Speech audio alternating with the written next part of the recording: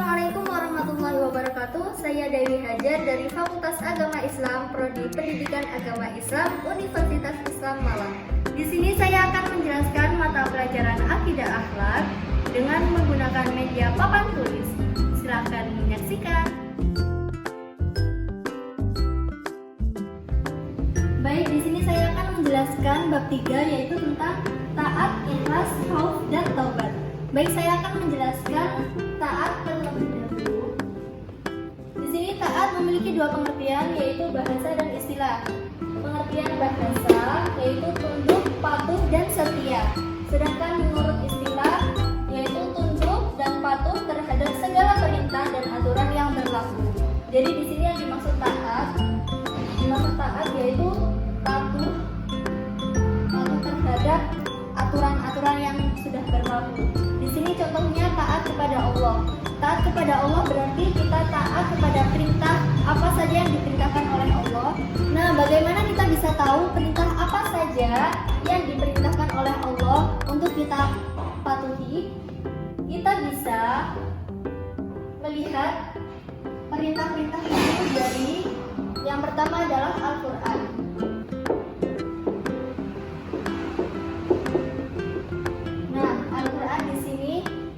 Sudah dijelaskan, Al-Quran itu sebagai pedoman hidup untuk umat manusia, umat muslim. Di dalam Al-Quran ini terdapat beberapa hukum dari Allah dan perintah-perintahnya yang harus kita lakukan.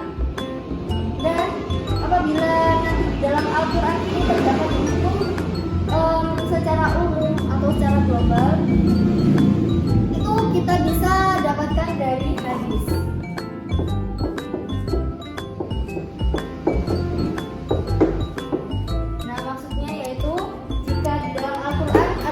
Hukum yang kurang jelas atau ada suatu aturan atau perintah dari Allah yang belum tercantum di dalam Al-Quran, nah kita bisa dapatkan perintah itu dari hadis. Selanjutnya kita akan membahas kita harus taat kepada siapa saja. Nah, di sini yang pertama yaitu kepada Allah. Rasul, dan yang ketiga, nah jadi kita di sini dianjurkan untuk taat kepada Allah, yang kedua yaitu kepada Rasul, dan yang ketiga yaitu kepada ulil amri. Nah, yang pertama yaitu kepada Allah. Kepada Allah ini sifatnya mutlak, tidak ada keraguan dan tidak bisa ditawar-menawar. Jadi misalnya tentang sholat, kita kan sebagai orang mukmin muslim harus melaksanakan sholat. Nah, kita itu nggak boleh menawar, nggak usah sholat deh. Nah, itu nggak boleh, karena kalau kita tidak sholat maka kita akan mendapatkan dosa. Selanjutnya yaitu kepada Rasul. Di sini Rasul sama seperti kepada Allah, sifatnya sama-sama mutlak dan sama-sama disamakan seperti kita taat kepada Allah. Jadi apabila kita tidak taat kepada Rasul, sama saja seperti kita tidak taat kepada Allah. Kita tidak taat kepada Rasul berarti kita tidak taat kepada Allah. Dan yang ketiga yaitu ulil amri. Di sini ulil amri nama lainnya yaitu pemerintah. Nah, ini sama saja kita taat kepada pemimpin.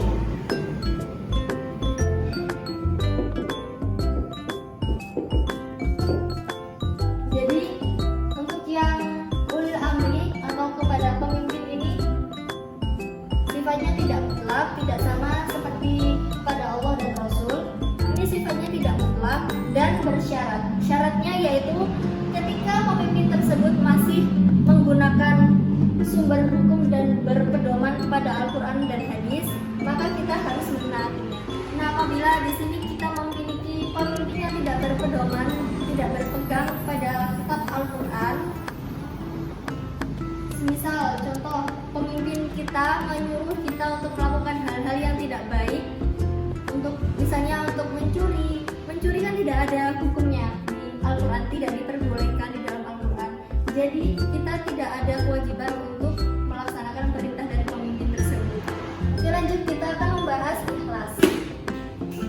Ikhlas memiliki dua pengertian, yaitu secara bahasa dan istilah.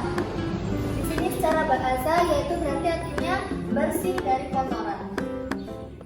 Dan menurut istilah yaitu ikhlas adalah niat mengharap ridho Allah semata-mata dalam beramal sebagai wujud menjalankan ketaatan kepada Allah dalam kehidupan dan dalam semua aspek. Jadi ikhlas ini adalah merupakan akhlak yang sangat agung dan sangat penting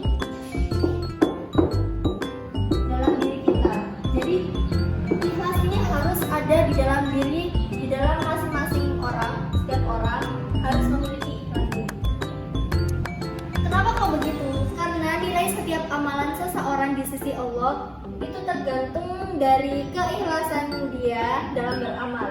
Jadi jika dia misalnya seseorang, misalnya Dina sedang beramal, melakukan suatu amal dan dia itu melakukan tidak secara ikhlas dan dia melakukan itu karena ingin dipuji dan dipuji oleh teman-temannya misalnya. Nah, itu kan termasuk bukan ikhlas kan? Berarti dia tidak mengharapkan ridho dari Allah, tapi dia juga mengharapkan pujian dari teman-temannya. Nah, itu berarti tidak ikhlas dan suatu amalan yang dilakukan oleh Dina tadi berarti tidak diterima oleh sisi Allah, tidak diterima oleh Allah maksudnya. Jadi ikhlas ini sangat penting ada di dalam diri kita masing-masing. Setiap orang, setiap individu wajib memiliki ikhlas ini. Oke, selanjutnya kita akan membahas pengertian khauf. Oke, langsung saja. Khauf di sini memiliki dua pengertian menurut bahasa dan istilah. Yang menurut bahasa yaitu takut, resah, khawatir, dan cemas. Sedangkan menurut istilah yaitu khauf adalah suatu sikap mental merasa takut kepada Allah karena kurang sempurna pengabdiannya. Jadi yang dimaksud khauf itu sama dengan takut.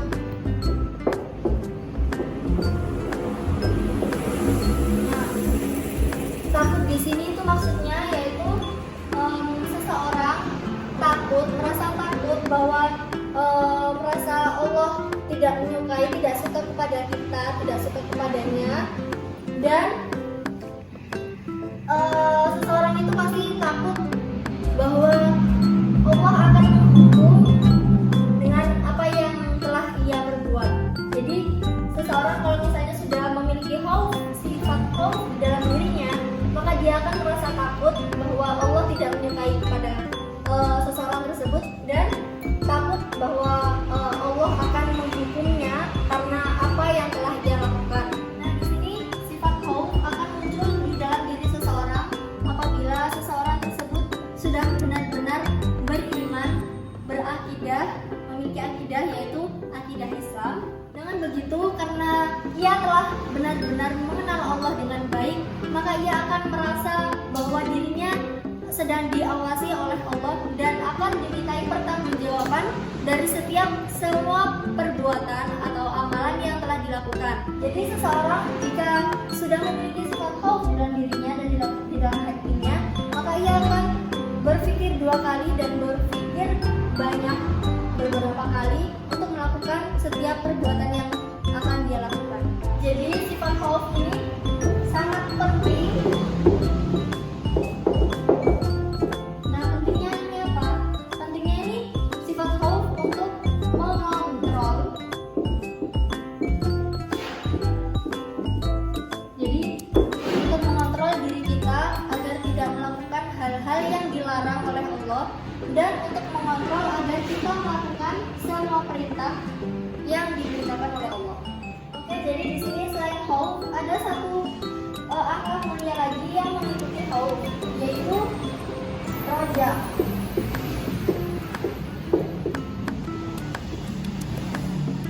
Nah, roja ini memiliki pengertian menurut bahasa yaitu harapan atau cita-cita, sedangkan menurut istilah yaitu bergantungnya hati dalam meraih sesuatu di kemudian hari.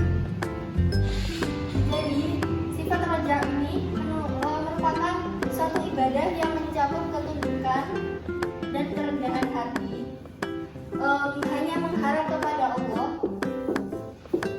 Jika kepada selain Allah, maka sudah pasti seseorang itu melakukan kesyirikan. Jadi roja ini ketundukan dan mengharap ridho kepada Allah saja. Dan apabila selain mengharap sesuatu selain kepada Allah, maka seseorang itu sudah pasti melakukan kesyirikan. Dan sifat roja dan khauf ini saling mendukung dan tidak bisa dipisahkan. Selanjutnya yaitu taubat. Taubat memiliki pengertian bahasa yaitu kembali. Sedangkan yang menurut istilah yaitu kembali kepada jalan yang benar dengan didasari keinginan yang kuat dalam hati untuk tidak kembali melakukan dosa-dosa yang pernah dilakukan sebelumnya. Jadi taubat ini dia mempunyai rasa menyesal di dalam hatinya dan dia akan berjanji tidak akan melakukan kesalahan atau dosa yang telah dilakukan oleh seseorang tersebut. Baik, di sini saya mengambil contoh yaitu Joni telah melakukan sebuah dosa yaitu mencuri barang seseorang. Nah, dia ketika sampai di rumah dia itu mempunyai rasa menyesal di dalam dirinya dan dia pun bertaubat kepada Allah. Nah, dan dia akan berjanji tidak akan melakukan dosa tersebut, yaitu tidak akan mencuri lagi karena dia benar-benar menyesal dan didasari keinginan yang kuat dalam hati. Jadi di dalam hatinya itu benar-benar dia merasa menyesali akan perbuatan yang ia telah lakukan dan tidak akan melakukannya lagi. Oke, lanjut. Di sini ada jenis-jenis taubat, yaitu yang pertama menyangkut dosa kepada Allah, dan yang kedua menyangkut dosa terhadap sesama manusia. Jadi ini merupakan jenis-jenis dan syarat dari taubat.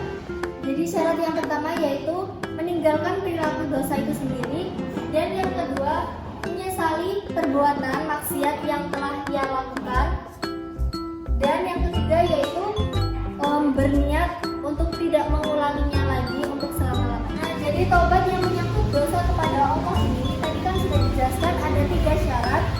Nah, apabila 3 syarat tersebut tidak dilakukan, maka taubat itu tidak akan dikabulkan dan tidak akan diterima oleh Allah. Dan yang kedua yaitu taubat menyangkut dosa terhadap sesama manusia. Ini sama syaratnya seperti yang di atas, yaitu yang pertama meninggalkan perbuatan dosa itu sendiri, dan yang kedua yaitu menyesali, benar-benar menyesali apa yang telah ia perbuat, maksiat yang telah ia perbuat, dan yang ketiga yaitu berniat sungguh-sungguh di dalam hati agar untuk meninggalkan, benar-benar meninggalkan dan tidak akan melakukannya lagi untuk selamanya. Dan yang keempat yaitu membebaskan diri dari hak manusia yang dizalimi dengan cara yang pertama, apabila menyangkut dengan harta, maka kita akan mengembalikan hartanya kepada orang yang bersangkutan.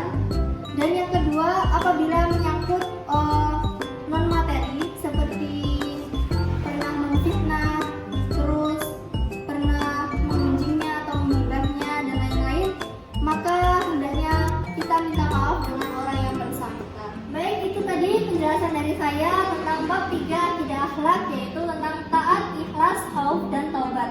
Apabila ada salah kata dari saya dan kurang kejelasan dari penjelasan yang telah saya terangkan tadi, maka saya mohon maaf yang sebesar-besarnya. Sekian dari saya. Wassalamualaikum warahmatullahi wabarakatuh.